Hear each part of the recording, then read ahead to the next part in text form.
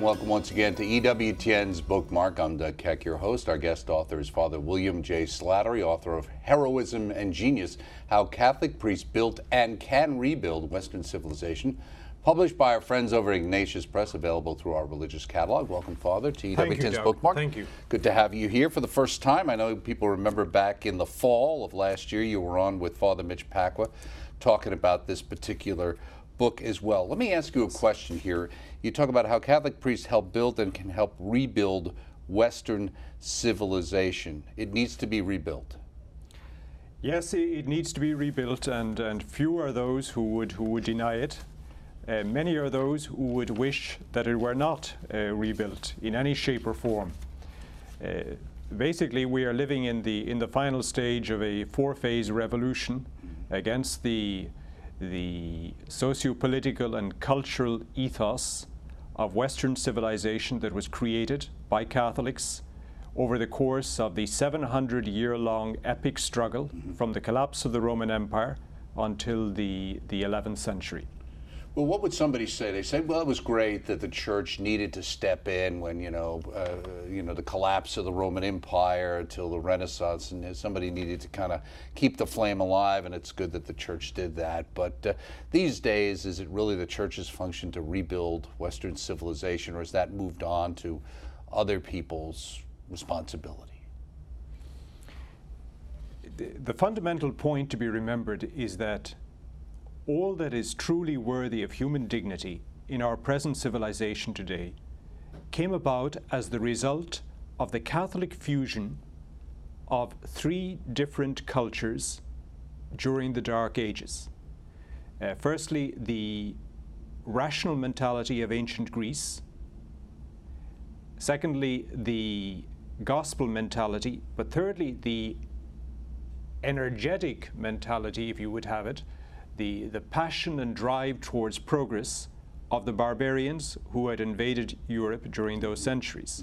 Catholicism fused all of this, imbuing it with a specific genius that comes from the core truths of Catholicism into a vibrant culture that created really everything that is true and noble in modern society, from the culture of rule by law, free enterprise economics, the culture of individual human rights, and so on and so forth. Right.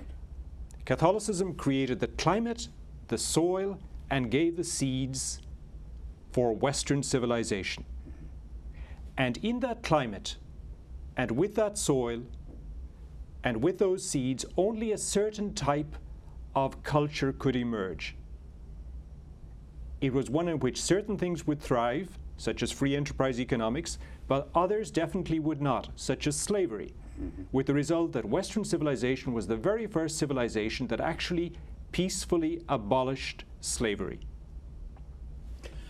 Let me ask you, now you say on one hot, muggy afternoon in August, the inspiration to write Heroism and Genius struck me as I worked in the 17th century rare books room at the library at the Casa Santa Maria, the graduate house of the Pontifical North American College in Rome. That's where students from the United States certainly go, for if they end up in Rome as a seminary. Now, what was it that made you think of doing that? You happen to be perusing some particular book, and why did that come to you, and in what way did it come to you?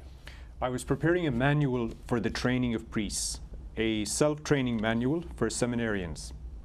And in that manual there was one chapter dedicated to the history of priests who had influenced culture. But that chapter kept growing until that hot, muggy August afternoon, I realized that that chapter would be worth a book in itself, and that it would be the most practical, convincing, and motivating way to inform priests of the real consequences that their priesthood has for transforming not just individual souls, but society at large. And then I realized it would be a magnificent way for all of us Catholics, whether priest or lay, to understand that Catholicism's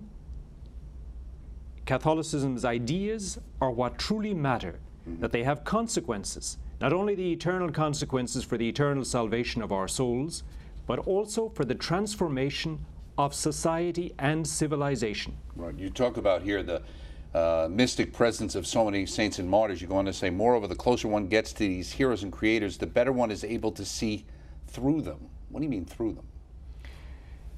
Catholicism is an organic reality. It is an organic reality because it is the organism of the mystical body of Christ. And from Christ, we receive, through baptism, the mystical participation in his lifeblood. Mm-hmm. And that lifeblood gives a clarity of mind into the very depths of meaning of reality, and it gives a supernatural energy that enables Catholics to make unique contributions to transforming the world around them. Mm-hmm. And that can be seen embodied in those men and women who, during the darkness of the Dark Ages, created an utterly unprecedented culture and civilization known to history as Western civilization.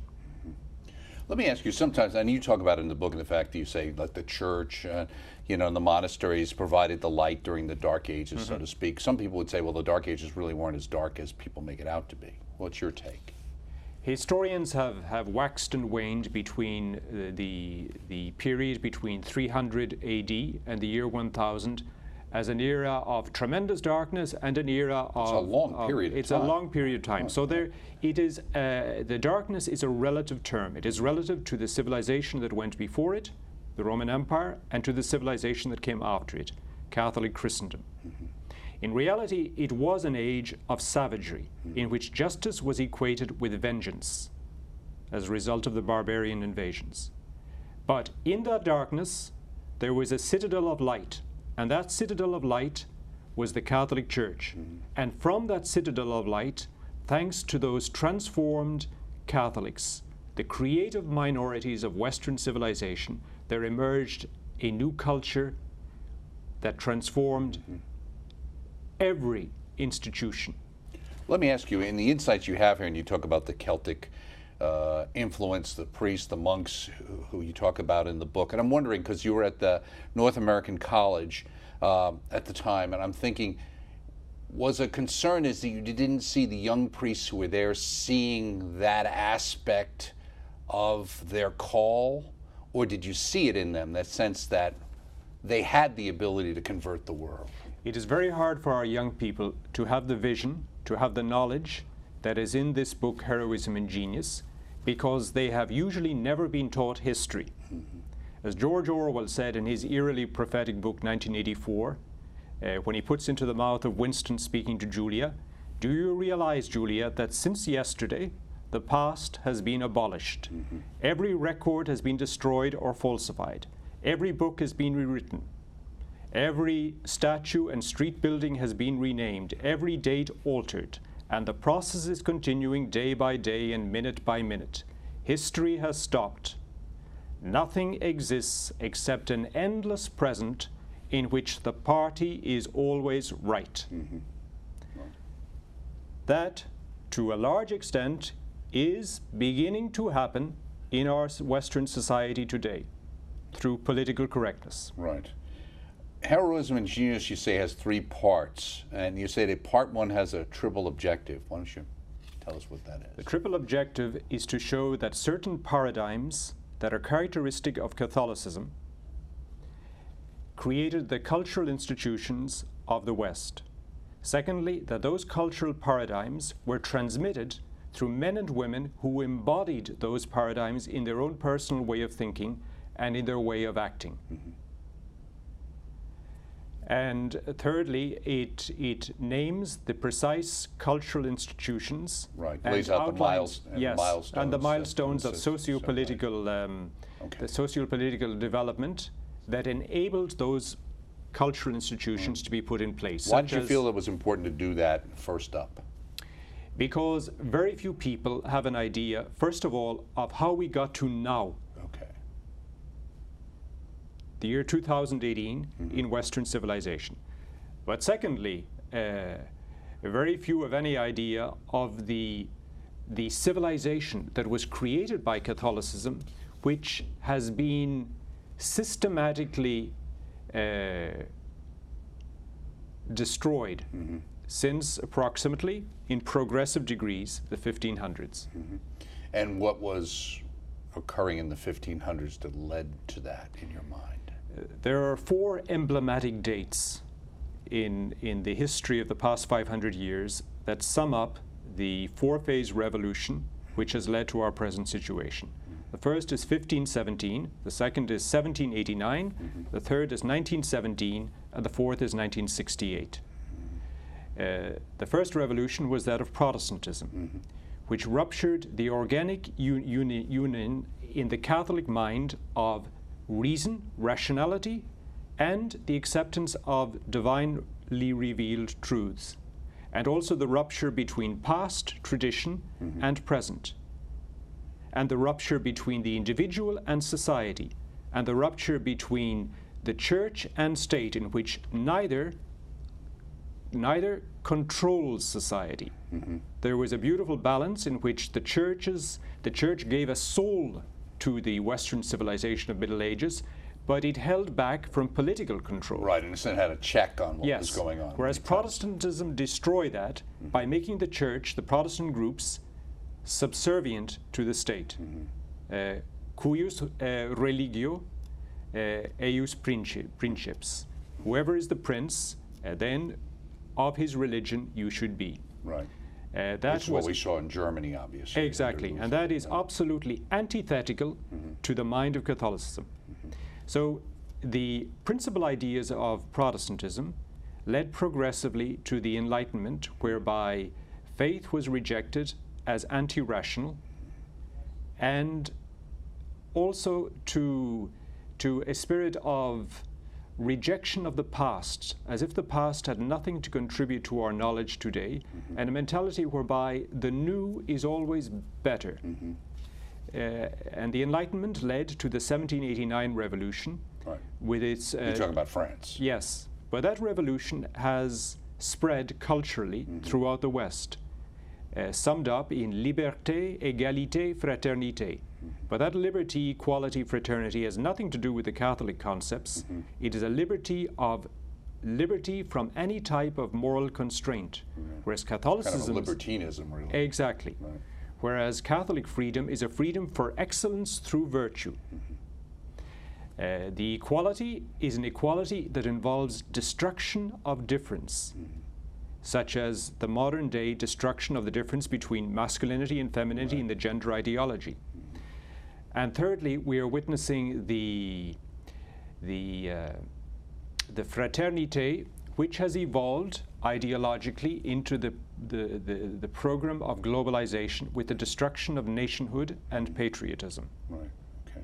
1917. I'm assuming that's the. And then 1917 Bolshevik, was the Bolshevik. Lenin pointed to the French Revolution as the ones who inspired his modus operandi, and 1968 became the way in which cultural Marxism, realizing that there was no way of repeating what had occurred in Moscow in 1917, they realized that they had to penetrate the cultural institutions.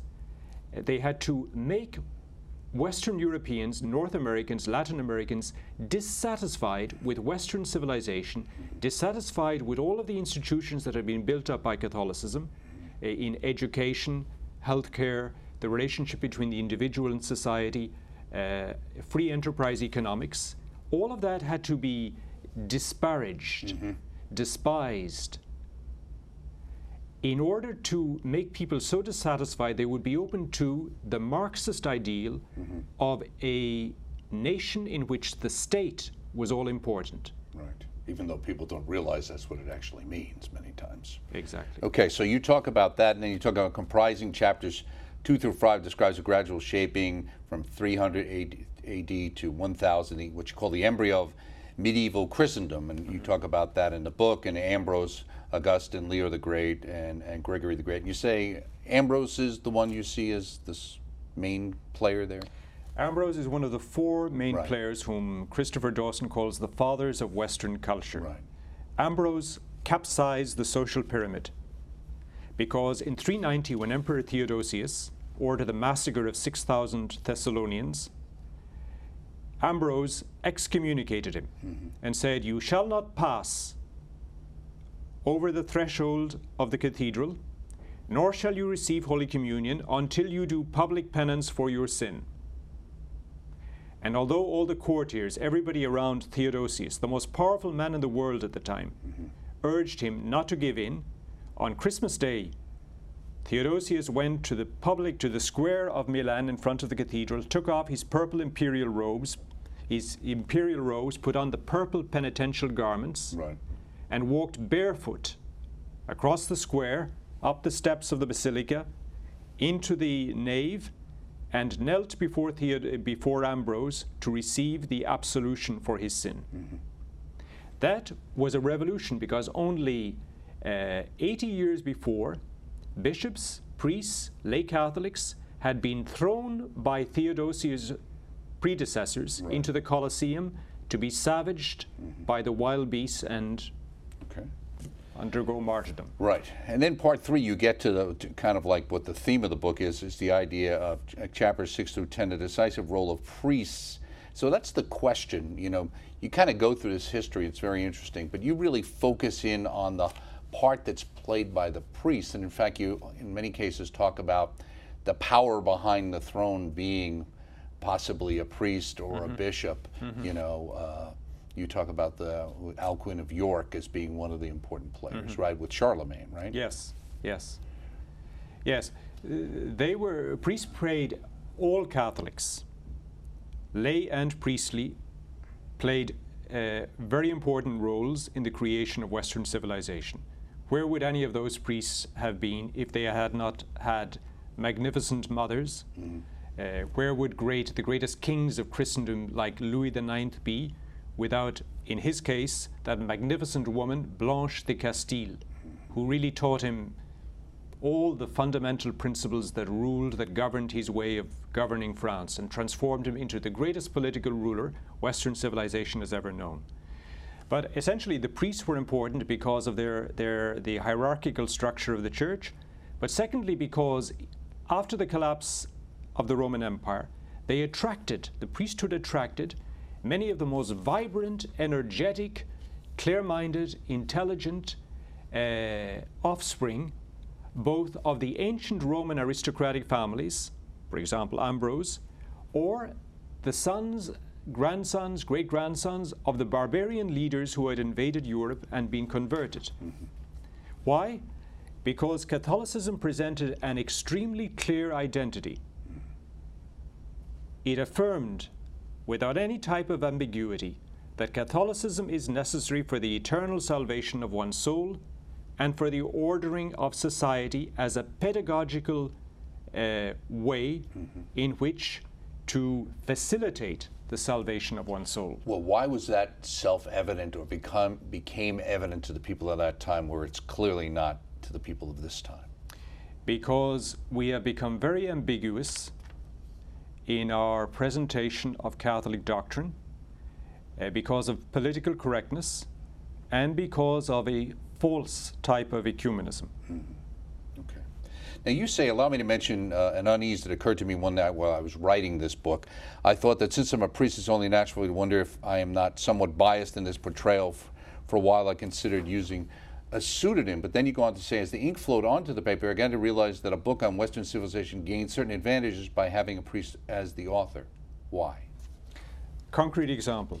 One of the most influential groups of priests was that of the Irish monk priests, especially Columbanus, who created the monasteries in the area of France and Western Germany that provided the cultural substratum for producing the great leaders of Charlemagne's empire, the embryonic form of the Christendom of the 12th century, the beginnings of Western civilization.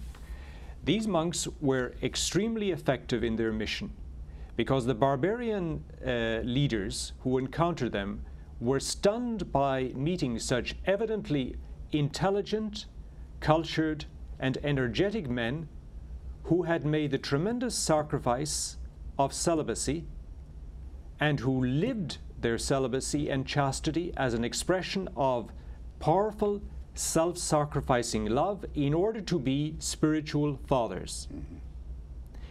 The result of their influence created a new institution in Western civilization that continued to be influential up to approximately the French Revolution. And that was the figure of the court chaplain. In other words, the priest who was the personal advisor and confessor and spiritual director to the emperor, king, or powerful lord. We will not know until Judgment Day, when all will be revealed, the extent of the influence of those men, how many wars were avoided, how much poverty was alleviated, how many marriages were saved, and so on and so forth, because of the influence of these unsung heroes. Now you say here, allow me, however, to clearly underline this assertion about the key role of priests does not mean it does not assert the untenable claim to some type of monopoly on the achievements of priests. They're not the only ones who did anything. No. But they played an important part. Yes, yes. For example, I speak frequently of the roles of women who, during the Dark Ages, contrary to one of the great myths against Catholicism, were highly educated, just as highly educated as men. In fact, the very first program of universal education was brought into being by a Catholic layman, Charlemagne, evidently under the influence of Alcuin. And in that program of universal education, both girls and boys were just as highly educated, with the result that you had extraordinary women like Roswitha, a German author, the mother of, in some ways, of modern drama, and Hildegard of Bingen. And then in the area of politics, you had, for example, the first and perhaps the only commander-in-chief of a powerful army, Joan of Arc. Right. Now, Joan of Arc became commander-in-chief of the French army because of an entire culture that always believed that a woman could have that position because women had their own genius that had to be respected. And if, for extraordinary reasons, they were given the mission of being the leaders of the nation, then they had to be obeyed. In no other civilization will you find anything similar. Right. You say the purpose of this book is not lionizing and nostalgia or yearning to live in some mythical good old days and attempt to find excuses to handcuff progress to obsolete standards. Are you concerned that that's what people think you're trying to sell? Yes, because most people have believed the lie that has been spread for the past 50 years that Catholicism and Western civilization are obstacles to progress. In fact, the very concept of progress is a Catholic idea. It does not exist in the Oriental civilizations. It came forth from the Catholicism of the Dark Ages. But right now, we are living in the age of the dictatorship of relativism, as Pope Benedict XVI stated. In order to understand that age, it would be worthwhile watching EWTN's documentary, A Sheep in Wolf's Clothing. A Wolf in Sheep's Clothing. A Wolf in Sheep's Clothing. Yes. Right, exactly. Yes. That states the problem. This book, Heroism and Genius, states where the solution can begin to appear by knowledge of the history of the role of Catholics in creating the most beautiful civilization that has ever existed. One of the most interesting things I think you brought out, I remember you even mentioned this when you were back on with Mitch, the practice of private confession also burned onto the Western soul, a principle that is not native to the other influential civilizations of humanity. The individual man, woman, or child is above the tribe, nation, state, and collectivity. Yes. As Francis Fukuyama, the non-Catholic political expert, stated, individualism did not appear with the French Revolution, nor with 1968. It appeared in a pre-modern institution, and that institution is the Roman Catholic Church. Because Catholicism, by very concrete measures, such as insisting that young girls should not be forced into marriage until they were free of the age to give their consent freely, and by insisting on the individual rights of women, for example, that women could hold on to rights of property after they entered into marriage, and so on and so forth, created this culture of individual dignity. The other thing that's interesting too here, I think, in going through, you show how all the tribes, you talk about the Dark Ages, and you see when they were converted to Catholicism. Very nice little map in there, etc.